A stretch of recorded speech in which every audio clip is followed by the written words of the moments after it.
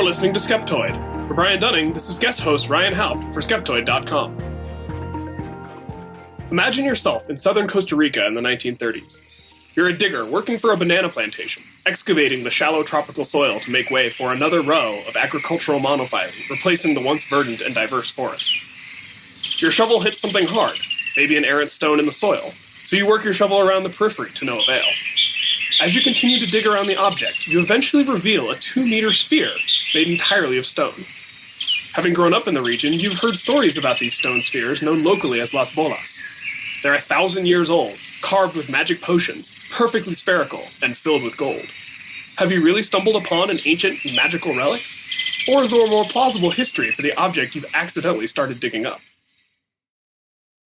This story may sound far-fetched, but it is the sort of thing that happened when southwestern Costa Rica was being developed for agriculture. Hundreds of stones, some only centimeters in diameter, others several meters, were uncovered. Some were destroyed to try and find supposedly hidden treasures. Others were taken to be put on display in and around the homes of Costa Rica's wealthy elite. And thankfully, some were left in place or interred in the Museo Nacional de Costa Rica, or the Costa Rican National Museum, for preservation and study.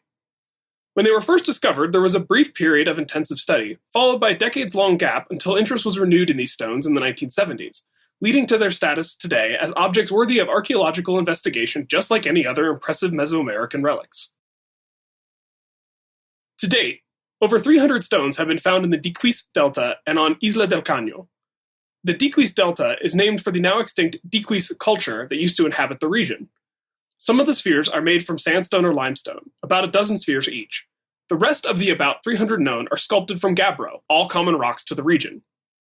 Gabbro is an igneous rock that is chemically similar to something like basalt, but instead of cooling at the surface due to a volcanic eruption, gabbro is plutonic, meaning it cools from magma into rock while still in the Earth's crust. The idea of giant ancient stone spheres first entered popular culture in the film Raiders of the Lost Ark, when adventurer archaeologist Dr. Indiana Jones attempts to take a gold idol statue from an ancient temple in Peru. He tries to replace the idol with a bag of sand of the same weight so as to not set off any of the elaborate traps left to deter thieves, but misjudges the weight and sets everything off anyways, culminating in him running full tilt away from a gigantic rolling ball lest he be crushed. An iconic moment on screen, but in no way representative of the likely role of the spheres in Diquis society. But before we get into what the sphere's likely purpose was, we should first examine some of the myths surrounding the spheres. Some of these myths are more outlandish than others, such as the spheres being from the fictional island of Atlantis, or that the spheres were part of a game played by giants. There are only a handful of these myths that require specific mention and scrutiny. The first, as already referenced above, is that the spheres house great riches, like ancient stone piñatas. It is also claimed that the stones were created using a potion to soften the rock, allowing them to be worked into perfect spheres. Some say that the spheres have petroglyphs, or carved symbols, etched into them that can only be seen when wet. To go through the myths in order, of all the stones that have been broken open, either on purpose or by accident, none have been anything other than solid rock. A variation on the myth claims that the stones were shaped around a single coffee bean, which is unlikely considering the spheres were probably carved from a larger piece of rock, not formed around a central point, and the fact that coffee wasn't introduced to the New World until 1607 in the Virginian colony of Jamestown. The idea of using a potion to soften the rock is often supported by work presented in the early 1980s by French archaeologist Joseph Davidovits, whose work focused on how pre-Incan people could have disaggregated or broken apart stones using acids derived from local plants.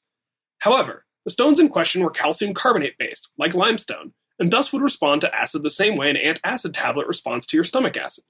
But remember that the majority of the spheres in Costa Rica are gabbro, which is mafic, a type of rock made up of silicate minerals rich in magnesium and iron, none of which would be as reactive to acid as would be required to shape them as the legend suggests.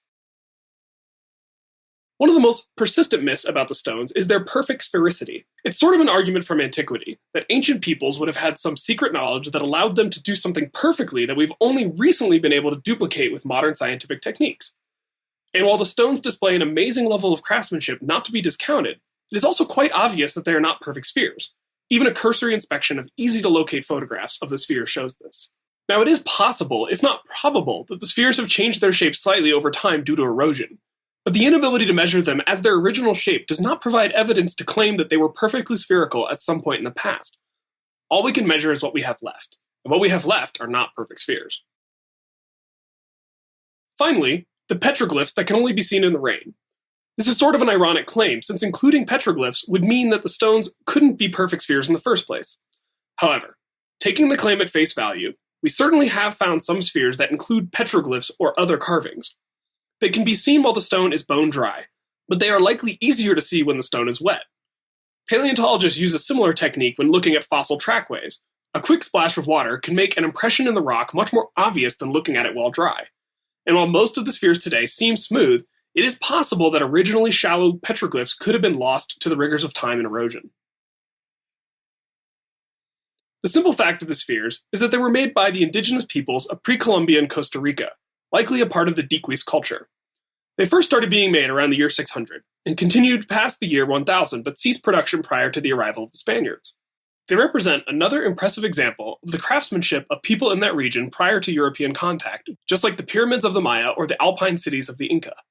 Part of the reason these stones became associated with more mysterious origins is because the culture of the Diquis, unlike the Maya or the Aztec, went extinct, so there was less cultural memory to draw upon as to their origin and original purpose, fueling myth and legend.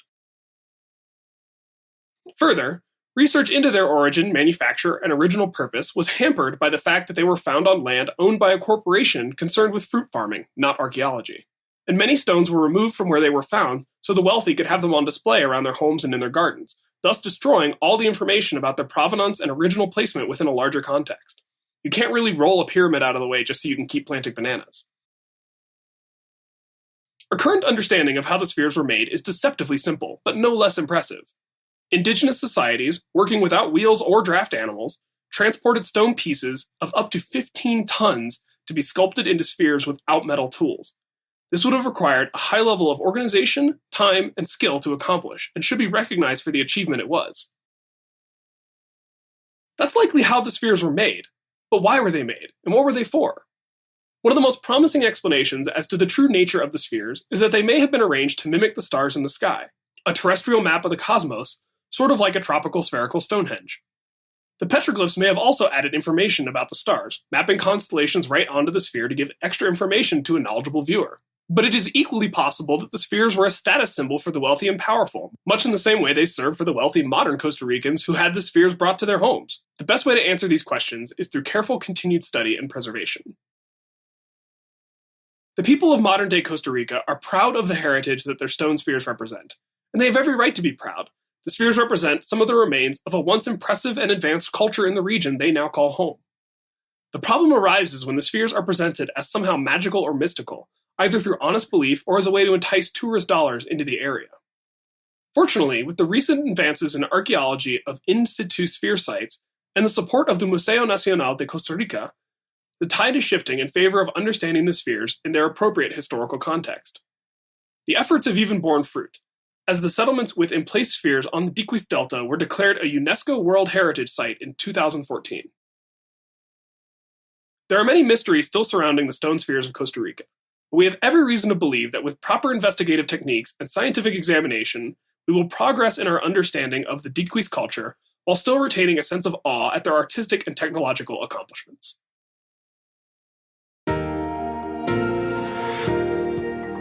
Make sure you're also getting the weekly Skeptoid companion email. Otherwise, you're only getting a half dose of the show. Come to Skeptoid.com and click on the members portal to sign up. You're listening to Skeptoid, a listener-supported program. I'm Ryan Haupt for Skeptoid.com. Reach me online via Twitter, username @Haupt.